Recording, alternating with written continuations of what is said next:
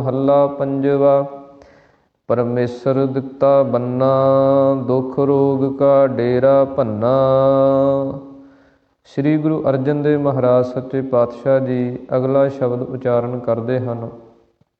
ये पावन पवित्र शब्द जिस समय वडाली साहिब के अंदर धन श्री गुरु हरगोबिंद साहिब महाराज जी का अवतार होया, उस समय सतगुरां ने ये साहिबजादे के आगमन ते जन्म ते ये पावन पवित्र शब्द उचारण किया।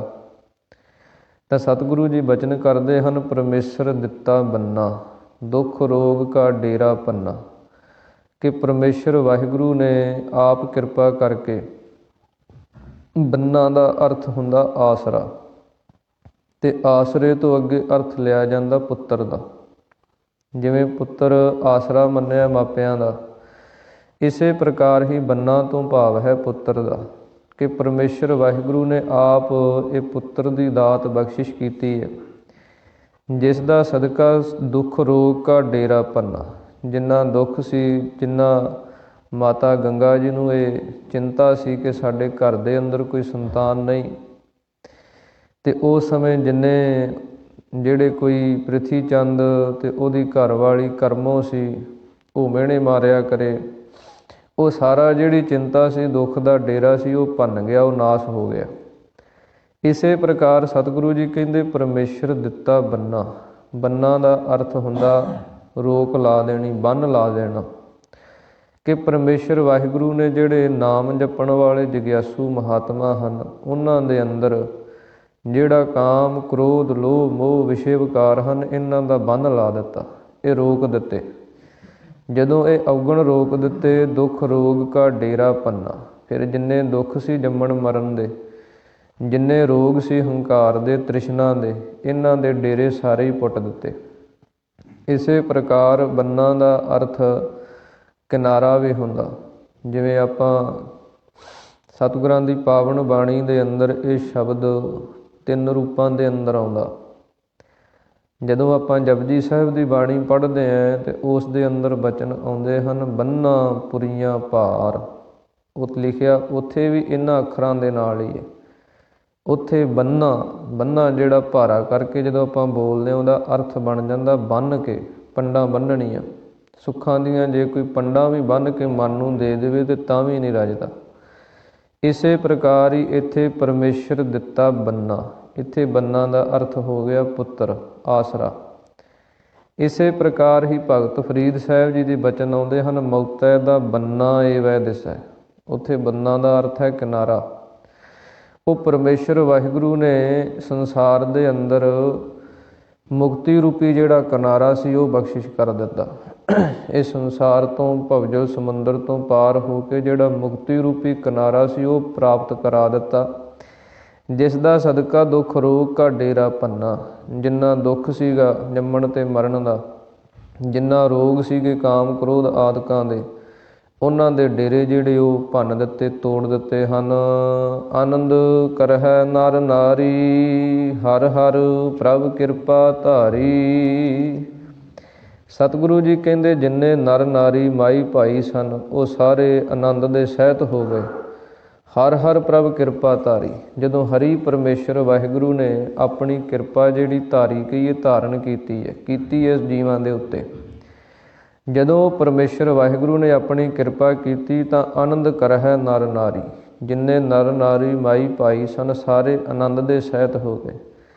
ਇਸੇ ਪ੍ਰਕਾਰ ਹੀ ਜਦੋਂ ਜਗਿਆਸੂਆਂ ਦੇ ਉੱਤੇ ਪਰਮੇਸ਼ਰ ਦੀ ਕਿਰਪਾ ਹੁੰਦੀ ਹੈ ਤੇ ਉਹਨਾਂ ਦੇ ਜਿਹੜੇ ਨਰ ਨਾਰੀ ਤੋਂ ਭਾਵ ਜਿਹੜਾ ਮਨ ਰੂਪੀ ਨਰ ਹੈ ਤੇ ਇੰਦਰੀਆਂ ਰੂਪੀ ਜਿਹੜੀਆਂ ਨਾਰੀਆਂ ਹਨ, ਸਾਡੀਆਂ ਗਿਆਨ ਇੰਦਰੀਆਂ, ਕਰਮ ਇੰਦਰੀਆਂ ਤੇ ਮਨ, ਇਹ ਸਾਰੇ ਹੀ ਆਨੰਦ ਦੇ ਸਹਿਤ ਹੋ ਗਏ। ਮਨ ਦੇ ਅੰਦਰ ਵੀ ਮੈਲ ਜਿਹੜੀ ਦੂਰ ਹੋ ਗਈ। ਇਸੇ ਪ੍ਰਕਾਰ ਜਿਹੜਾ ਇੰਦਰੀਆਂ ਸੀ, ਅੱਖਾਂ ਦਾ ਵੇਖਣਾ, ਕੰਨਾਂ ਦਾ ਸੁਣਨਾ, ਜ਼ਬਾਨ ਦਾ ਬੋਲਣਾ, ਹੱਥਾਂ ਦਾ ਕਰਨਾ, ਇਹ ਸਾਰੇ ਕਰਮ ਜਿਹੜੇ ਸਨ ਉਹ ਧਾਰਮਿਕ ਹੋ ਗਏ। ਸਾਰੇ ਕਰਮ ਜਿਹੜੇ ਆ ਉਹ ਨਿਰਮਲ ਤੇ ਉਜਲੇ ਹੋ ਗਏ।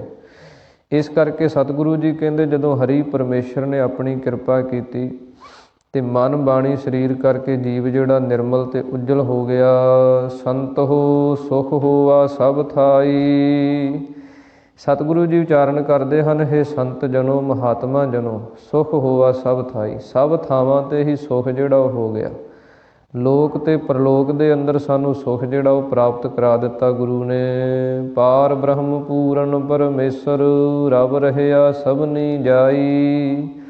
ਸਤਿਗੁਰੂ ਜੀ ਕਹਿੰਦੇ ਪਾਰ ਬ੍ਰਹਮ ਜੋ ਪਾਪਾਂ ਪੁੰਨਾਂ ਤੋਂ ਪਰੇ ਬ੍ਰਹਮ ਵਿਆਪਕ ਸਰੂਪ ਪਰਮੇਸ਼ਰ ਹੈ, ਜਿਹੜਾ ਸਭ ਥਾਵਾਂ ਤੇ ਪਰਿਪੂਰਨ ਹੈ। ਰਬ ਰਹਿਆ ਸਭਨੀ ਜਾਈ। ਜਿੰਨੀਆਂ ਥਾਵਾਂ ਹਨ ਸਭ ਦੇ ਅੰਦਰ ਹੀ ਉਹ ਪਰਮੇਸ਼ਰ ਵਾਹਿਗੁਰੂ ਮਿਲਿਆ ਹੋਇਆ। ਜਿੱਥੈ ਜਾਈਐ ਜਗਤ ਮੈਂ ਤਿੱਥੈ ਹਰਿ ਸਾਈਂ। ਉਸ ਪਰਮੇਸ਼ਰ ਤੋਂ ਬਿਨਾਂ ਕੋਈ ਵੀ ਐਸਾ ਸਥਾਨ ਨਹੀਂ ਜਿਹੜਾ ਨਾ ਹੋਵੇ। ਸਭ ਥਾਵਾਂ 'ਤੇ ਹੀ ਉਹ ਪਰਮੇਸ਼ਰ ਵਾਹਿਗੁਰੂ ਮਿਲਿਆ ਹੋਇਆ। ਸਭੈ ਘਟ ਰਾਮ ਬੋਲੈ, ਰਾਮਾ ਬੋਲੈ, ਰਾਮ ਬਿਨਾ ਕੋ ਬੋਲੈ ਰੇ। ਇਸੇ ਪ੍ਰਕਾਰ ਸਤਿਗੁਰਾਂ ਦੇ ਬਚਨ ਆਉਂਦੇ ਹਨ, ਜਹ ਜਹ ਪੇਖੋ ਤਹਿ ਹਜੂਰ, ਦੂਰ ਕਤਹੁ ਨਾ ਜਾਈ। ਰਬ ਰਹਿਆ ਸਰਬੱਤਰ ਮੈਂ ਮਨ ਸਦਾ ਧਿਆਈ। ਜਦੋਂ ਮਨ ਕਰਕੇ ਆਪਾਂ ਧਿਆਉਣੇ ਆ ਪਰਮੇਸ਼ਰ ਦੇ ਨਾਮ ਨੂੰ, ਤੇ ਫਿਰ ਸਭ ਦੇ ਅੰਦਰ ਹੀ ਉਹ ਦਿਸਦਾ। ਇਸ ਕਰਕੇ ਸਤਿਗੁਰੂ ਜੀ ਬਚਨ ਕਰਦੇ ਹਨ ਕਿ ਉਹ ਪਰਮੇਸ਼ਰ ਵਾਹਿਗੁਰੂ ਜਿਹੜਾ ਸਭ ਥਾਵਾਂ 'ਤੇ ਮਿਲਿਆ ਹੋਇਆ ਪਰਿਪੂਰਨ ਜਿਹੜਾ ਉਹ ਦਿਸ ਆਉਂਦਾ ਹੈ। ਰਹਾਉ ਧੁਰ ਕੀ ਬਾਣੀ ਆਈ, ਤਿਨ ਸਗਲੀ ਚਿੰਤ ਮਿਟਾਈ। ਸਤਿਗੁਰੂ ਜੀ ਕਹਿੰਦੇ ਇਹ ਪਰਮੇਸ਼ਰ ਵਾਹਿਗੁਰੂ ਦੀ ਜਿਹੜੀ ਧੁਰ ਕੀ ਬਾਣੀ ਆਈ ਤੋਂ ਭਾਵ ਇਹ ਸੰਸਾਰ ਦੇ ਅੰਦਰ ਸ੍ਰੀ ਗੁਰੂ ਨਾਨਕ ਦੇਵ ਮਹਾਰਾਜ ਜੀ ਨੇ ਪ੍ਰਗਟ ਕੀਤੀ ਹੈ। ਸਤਿਗੁਰੂ ਸ੍ਰੀ ਗੁਰੂ ਨਾਨਕ ਦੇਵ ਮਹਾਰਾਜ ਜੀ ਨੇ ਇਸ ਪਾਵਨ ਬਾਣੀ ਨੂੰ ਆਪਣੇ ਮੁਖ ਤੋਂ ਉਚਾਰਨ ਕੀਤਾ। ਇਹ ਧੁਰ ਕੀ ਬਾਣੀ ਹੈ, ਅਕਾਲੀ ਬਾਣੀ, ਦਰਗਾਹੀ ਬਾਣੀ ਹੈ, ਜਿਸ ਦੇ ਸਦਕਾ ਜਿਸ ਨੇ ਸਾਰੀਆਂ ਚਿੰਤਾ ਤੇ ਫਿਕਰ ਜਿਹੜੇ ਉਹ ਮੇਟ ਦਿੱਤੇ। ਇਹ ਐਸੀ ਬਾਣੀ ਸਤਿਗੁਰਾਂ ਨੇ ਸਾਨੂੰ ਬਖਸ਼ਿਸ਼ ਕੀਤੀ ਹੈ ਜੋ ਕੇਵਲ ਤੇ ਕੇਵਲ ਪਰਮੇਸ਼ਰ ਦੇ ਨਾਲ ਜੋੜਦੀ ਹੈ। ਅਕਾਲ ਪੁਰਖ ਪਰਮੇਸ਼ਰ ਵਾਹਿਗੁਰੂ ਦਾ ਜਸ ਹੈ, ਉਸ ਦੀਆਂ ਵਡਿਆਈਆਂ ਹਨ। ਇਸ ਕਰਕੇ ਸਤਿਗੁਰੂ ਦੀ ਪਾਵਨ ਬਾਣੀ ਦੇ ਬਚਨ ਹਨ, ਵਾਹੋ ਵਾਹੋ ਬਾਣੀ ਨਿਰੰਕਾਰ ਹੈ, ਤਿਸ ਜੇਵੜ ਅਵਰ ਨਾ ਕੋਏ। ਗੁਰਬਾਣੀ ਜਿਹੜੀ ਉਹ ਨਿਰੰਕਾਰ ਦਾ ਸਰੂਪ ਹੈ। ਇਸ ਕਰਕੇ ਸਤਿਗੁਰੂ ਜੀ ਕਹਿੰਦੇ ਇਹ ਧੁਰ ਕੀ ਬਾਣੀ ਹੈ, ਅਕਾਲੀ ਬਾਣੀ ਹੈ। ਜਿਹੜਾ ਇਸ ਪਾਵਨ ਬਾਣੀ ਦੇ ਲੜ ਲੱਗਦਾ ਹੈ ਉਹ ਪਰਮੇਸ਼ਰ ਵਾਹਿਗੁਰੂ ਦਾ ਹੀ ਰੂਪ ਬਣ ਜਾਂਦਾ, ਕਿਉਂਕਿ ਬਾਣੀ ਉਸ ਦੀ ਹੈ। ਇਸੇ ਪ੍ਰਕਾਰ ਸ੍ਰੀ ਗੁਰੂ ਗੋਬਿੰਦ ਸਿੰਘ ਮਹਾਰਾਜ ਜੀ ਨੇ ਆਪਣੇ ਜੀਵਨ ਕਾਲ ਦੇ ਅੰਦਰ ਸਿੱਖਾਂ ਨੂੰ ਉਪਦੇਸ਼ ਬਖਸ਼ਿਸ਼ ਕਰਨ ਵਾਸਤੇ ਇੱਕ ਕੌਤਕ ਕੀਤਾ। ਅਨੰਦਪੁਰ ਸਾਹਿਬ ਦੀ ਧਰਤੀ 'ਤੇ ਕੋਈ ਸਿੱਖ ਸਤਿਗੁਰਾਂ ਦੇ ਪਾਸ ਪਹੁੰਚਿਆ। ਉਹ ਰਿਸ਼ੀ ਸੀ, ਮਹਾਤਮਾ ਬੰਦਗੀ ਕਰਨ ਵਾਲਾ, ਤੇ ਸਿੱਖ ਦੇ ਰੂਪ ਦੇ ਅੰਦਰ ਪਹੁੰਚਿਆ। ਉਹਨੇ ਸਤਿਗੁਰਾਂ ਨੂੰ ਤੀਰ ਭੇਟਾ ਕੀਤੇ। 5 ਤੀਰ ਸਤਿਗੁਰਾਂ ਨੂੰ ਭੇਟਾ ਕਰਕੇ ਤੇ ਆਪ ਚਲਿਆ ਗਿਆ। ਤੇ ਸਤਿਗੁਰਾਂ ਨੇ ਉਹ ਤੀਰ ਜਿਹੜੇ ਸਨ 5 ਤੀਰ ਸਿੱਖ ਸੰਗਤਾਂ ਦੇ ਕੋਲੇ ਸੱਦ ਕੇ ਤੇ ਸਤਿਗੁਰਾਂ ਨੇ ਆਕਾਸ਼ ਵੱਲ ਨੂੰ ਚਲਾਉਣੇ ਸ਼ੁਰੂ ਕੀਤੇ। ਜਦੋਂ 5 ਤੀਰ ਸਤਿਗੁਰਾਂ ਨੇ ਚਲਾ ਦਿੱਤੇ ਤੇ ਸਿੱਖਾਂ ਨੂੰ ਹੁਕਮ ਕੀਤਾ ਵੀ ਜਿਹੜੇ ਤੀਰ ਚਲਾਏ ਹੈ ਉਹ ਲੱਭ ਕੇ ਲੈ ਕੇ ਆਓ ਵੀ ਕਿੱਥੇ ਕਿੱਥੇ ਡਿੱਗੇ ਹੈ। ਸਿੱਖ ਸੰਗਤਾਂ ਜਿਹੜੀਆਂ ਸਨ ਉਹ ਤੀਰ ਲੱਭਣ ਲੱਗ ਪਈਆਂ, ਪਰ ਤੀਰ ਜਿਹੜੇ ਕਿਸੇ ਨੂੰ ਨਾ ਮਿਲਣ, ਲੱਭੇ ਨਹੀਂ ਕਿਸੇ ਨੂੰ। ਜਦੋਂ ਵਾਪਸ ਆਏ ਤੇ ਕਹਿਣ ਲੱਗੇ ਮਹਾਰਾਜ ਤੀਰ ਤੇ ਕਿਤੋਂ ਵੀ ਪ੍ਰਾਪਤ ਨਹੀਂ ਹੋਏ, ਥੱਲੇ ਹੀ ਨਹੀਂ ਆਏ। ਮਹਾਰਾਜ ਕਹਿਣ ਲੱਗੇ ਆਕਾਸ਼ ਦੇ ਅੰਦਰ ਕਿੱਡੀ ਚੀਜ਼ ਸਿੱਟੀਏ ਹੇਠਾਂ ਆ ਜਾਂਦੀ ਹੈ, ਫਿਰ ਆਕਾਸ਼ ਦੇ ਅੰਦਰ ਕਿਸ ਨੇ ਰੋਕ ਲਏ। ਕਹਿਣ ਲੱਗੇ ਮਹਾਰਾਜ ਇਹ ਤਾਂ ਆਪ ਜੀ ਜਾਣਦੇ ਹੋ, ਤੁਸੀਂ ਕਿਰਪਾ ਕਰੋ। ਤਾਂ ਉਸ ਸਮੇਂ ਸਤਿਗੁਰਾਂ ਨੇ ਸਿੱਖਿਆ ਬਖਸ਼ਿਸ਼ ਕੀਤੀ ਕਿ ਉਹ ਜਿਹੜੇ ਤੀਰ ਸਨ ਉਹਨਾਂ ਤੀਰਾਂ ਦੇ ਨਾਲ ਖੰਭ ਲੱਗੇ ਹੋਏ ਸਨ। ਤੀਰਾਂ ਦੇ ਨਾਲ ਖੰਭ ਲੱਗੇ ਹੁੰਦੇ ਆ। ਉਹ ਜਿਹੜੇ ਖੰਭ ਸਨ ਉਹ ਹਿਮਾਯੂ ਪੰਛੀ ਦੇ ਸਨ। ਇੱਕ ਐਸਾ ਪੰਛੀ ਹੈ ਜਿਹੜਾ ਆਕਾਸ਼ ਦੇ ਅੰਦਰ ਹੀ ਵਿਚਰਦਾ, ਧਰਤੀ 'ਤੇ ਨਹੀਂ ਆਉਂਦਾ। ਉਸ ਨੂੰ ਅਨਲ ਪੰਛੀ ਵੀ ਕਹਿੰਦੇ ਆ। ਉਸ ਪੰਛੀ ਦੇ ਜਿਹੜੇ ਖੰਭ ਸਨ ਉਹ ਜਿਸ ਹਵਾ ਦੇ ਅੰਦਰ, ਜਿਸ ਲੋਕ ਦੇ ਅੰਦਰ ਉਹ ਵਿਚਰਦਾ, ਉਹ ਉੱਥੇ ਚਲੇ ਗਏ। ਇਸ ਕਰਕੇ ਹੁਣ ਉਹ ਹੇਠਾਂ ਨਹੀਂ ਆ ਸਕਦੇ। ਅਤੇ ਸਤਿਗੁਰਾਂ ਨੂੰ ਸਿੱਖਾਂ ਨੇ ਬੇਨਤੀ ਕੀਤੀ ਮਹਾਰਾਜ ਇਹਦੇ ਪਿੱਛੇ ਉਪਦੇਸ਼ ਕੀ ਹੈ। ਤਾਂ ਸਤਿਗੁਰਾਂ ਨੇ ਉਪਦੇਸ਼ ਬਖਸ਼ਿਸ਼ ਕੀਤਾ ਕਿ ਜਿਹੜੀ ਸਤਿਗੁਰਾਂ ਦੀ ਪਾਵਨ ਗੁਰਬਾਣੀ ਹੈ ਇਹ ਧੁਰ ਕੀ ਬਾਣੀ ਹੈ, ਇਹ ਦਰਗਾਹੀ ਬਾਣੀ ਹੈ। ਇਸ ਪਾਵਨ ਬਾਣੀ ਦੇ ਜਿਹੜੇ ਸ਼ਬਦ ਹਨ ਉਹ ਤੀਰਾਂ ਦੀ ਨਿਆਈ ਹਨ। ਇਹਨਾਂ ਪਾਵਨ ਬਾਣੀ ਦੇ ਸ਼ਬਦਾਂ ਦੇ ਨਾਲ ਜਿਨ੍ਹਾਂ ਦੇ ਮਨ ਲੱਗ ਜਾਂਦੇ, ਜਿਵੇਂ ਤੀਰਾਂ ਦੇ ਨਾਲ ਖੰਭ ਲੱਗ ਗਏ ਅਤੇ ਉਹ ਉਸ ਲੋਕ ਦੇ ਅੰਦਰ ਚਲੇ ਗਏ, ਇਸੇ ਪ੍ਰਕਾਰ ਹੀ ਜਿਨ੍ਹਾਂ ਦਾ ਮਨ ਇਸ ਪਾਵਨ ਬਾਣੀ ਦੇ ਸ਼ਬਦਾਂ ਦੇ ਨਾਲ ਲੱਗ ਗਿਆ, ਜਿਨ੍ਹਾਂ ਨੇ ਮਨ ਕਰਕੇ ਪਾਵਨ ਗੁਰਬਾਣੀ ਨੂੰ ਆਪਣੇ ਜੀਵਨ ਦੇ ਅੰਦਰ ਧਾਰਨ ਕਰ ਲਿਆ, ਉਹ ਸਤਿਗੁਰੂ ਜੀ ਕਹਿੰਦੇ ਫਿਰ ਉਹ ਅਕਾਲ ਪੁਰਖ ਪਰਮੇਸ਼ਰ ਵਾਹਿਗੁਰੂ ਦੇ ਵਿੱਚ ਹੀ ਸਮਾ ਜਾਂਦੇ। ਇਹ ਪਾਵਨ ਬਾਣੀ ਉੱਥੇ ਹੀ ਲੈ ਜਾਂਦੀ ਹੈ। ਇਸ ਕਰਕੇ ਸਤਿਗੁਰੂ ਜੀ ਕਹਿੰਦੇ ਧੁਰ ਕੀ ਬਾਣੀ ਆਈ, ਤਿਨ ਸਗਲੀ ਚਿੰਤ ਮਿਟਾਈ। ਇਹ ਸਤਿਗੁਰੂ ਸ੍ਰੀ ਗੁਰੂ ਨਾਨਕ ਦੇਵ ਮਹਾਰਾਜ ਜੀ ਨੇ ਧੁਰ ਕੀ ਬਾਣੀ, ਅਕਾਲੀ ਬਾਣੀ ਜਿਹੜੀ ਉਹ ਸੰਸਾਰ ਦੇ ਅੰਦਰ ਉਚਾਰਨ ਕੀਤੀ। ਜੈਸੀ ਮੈਂ ਆਵੈ ਖਸਮ ਕੀ ਬਾਣੀ, ਤੈਸੜਾ ਕਰੀ ਗਿਆਨ ਵੇ ਲਾਲੋ। ਹਉ ਅਪ ਹੋ ਬੋਲ ਨਾ ਜਾਣਦਾ, ਮੈਂ ਕਹਿਆ ਸਭ ਹੁਕਮਾਓ ਜੀਓ। ਸਤਿਗੁਰੂ ਜੀ ਕਹਿੰਦੇ ਪਰਮੇਸ਼ਰ ਵਾਹਿਗੁਰੂ ਦੀ ਦਰਗਾਹੀ ਬਾਣੀ ਹੈ।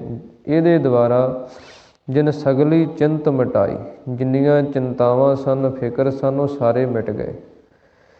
ਜਦੋਂ ਆਪਣਾ ਮਨ ਦੁਖੀ ਹੋ ਜਾਂਦਾ, ਉਦਾਸ ਹੋ ਜਾਂਦਾ, ਅਤੇ ਜੇ ਸਤਿਗੁਰਾਂ ਦੀ ਪਾਵਨ ਬਾਣੀ ਆਪਾਂ ਪੜ੍ਹਨ ਲੱਗ ਜਾਈਏ, ਪਾਵਨ ਬਾਣੀ ਨੂੰ ਵਿਚਾਰਨ ਲੱਗ ਜਾਈਏ, ਪਾਵਨ ਬਾਣੀ ਦੇ ਉਪਦੇਸ਼ਾਂ ਨੂੰ ਕਮਾਉਣ ਲੱਗ ਜਾਈਏ, ਅਤੇ ਸਾਰੀਆਂ ਚਿੰਤਾਵਾਂ ਫਿਕਰ ਜਿਹੜੇ ਉਹ ਮਿਟ ਜਾਂਦੇ। ਇਸ ਕਰਕੇ ਸਤਿਗੁਰੂ ਜੀ ਕਹਿੰਦੇ ਇਹ ਧੁਰ ਕੀ ਬਾਣੀ ਜਿਹੜੀ ਹੈ, ਇਹਦੇ ਦੁਆਰਾ ਜਿੰਨੇ ਸਾਡੇ ਚਿੰਤਾਵਾਂ ਹਨ, ਦੁੱਖ ਹਨ, ਉਹ ਮਿਟ ਦਿੱਤੇ ਹਨ। ਦਇਆਲ ਪੁਰਖ ਮਿਹਰਬਾਨਾ, ਹਰ ਨਾਨਕ ਸਾਚ ਵਖਾਨਾ। ਸਤਿਗੁਰੂ ਜੀ ਕਹਿੰਦੇ ਦਇਆ ਦਾ ਜੋ ਘਰ ਪਰਮੇਸ਼ਰ ਵਾਹਿਗੁਰੂ ਹੈ, ਉਹ ਪੁਰਖ ਵਿਆਪਕ ਸਰੂਪ ਹੈ ਜਿਹੜਾ ਦਇਆਲ ਪੁਰਖ ਮਿਹਰਬਾਨਾ। ਜਦੋਂ ਉਸ ਨੇ ਆਪਣੀ ਮਿਹਰ ਕੀਤੀ, ਰਹਿਮਤ ਕੀਤੀ, ਹਰ ਨਾਨਕ ਸਾਚ ਵਖਾਨਾ, ਤਾਂ ਸਤਿਗੁਰੂ ਜੀ ਕਹਿੰਦੇ ਇਹ ਅਸੀਂ ਸੱਚਾ ਵਿਖਿਆਨ ਕੀਤਾ ਹੈ। ਜੋ ਪਾਵਨ ਗੁਰਬਾਣੀ ਦੀ ਰਚਨਾ ਹੈ, ਇਹ ਨਿਰੋਲ ਸੱਚ ਹੈ। ਇਸ ਦੇ ਅੰਦਰ ਕੋਈ ਕਿਸੇ ਪ੍ਰਕਾਰ ਦਾ ਵੀ ਕੋਈ ਰੱਤੀ ਮਾਤਰ ਵੀ ਜਿਹੜਾ ਝੂਠ ਉਹ ਨਹੀਂ ਹੈ। ਸਤਿਗੁਰਾਂ ਦੀ ਪਾਵਨ ਗੁਰਬਾਣੀ ਤਿੰਨੇ ਕਾਲਾਂ ਦੇ ਅੰਦਰ ਸੱਚ ਸਰੂਪ ਹੈ। ਜੋ ਜੋ ਸਤਿਗੁਰਾਂ ਨੇ ਉਪਦੇਸ਼ ਬਖਸ਼ਿਸ਼ ਕੀਤੇ ਹੈ, ਉਹ ਸਾਰੇ ਸਤਿਗੁਰੂ ਜੀ ਕਹਿੰਦੇ ਸੱਚ ਨੂੰ ਜਿਹੜਾ ਅਸੀਂ ਵਿਖਿਆਨ ਕੀਤਾ ਹੈ। ਇਸ ਕਰਕੇ ਸਤਿਗੁਰੂ ਸ੍ਰੀ ਗੁਰੂ ਅਰਜਨ ਦੇਵ ਮਹਾਰਾਜ ਜੀ ਬਚਨ ਕਰਦੇ ਹਨ, ਹਰ ਨਾਨਕ ਸਾਚ ਵਖਾਨਾ। ਇਹ ਜੋ ਸੱਚ ਸਰੂਪ ਪਰਮੇਸ਼ਰ ਵਾਹਿਗੁਰੂ ਹੈ, ਉਸ ਦੀ ਮਹਿਮਾ, ਉਸ ਦੇ ਜਸ ਨੂੰ ਅਸੀਂ ਵਿਖਿਆਨ ਕਹੀਏ, ਵਰਣਨ ਕੀਤਾ ਹੈ। ਸੋ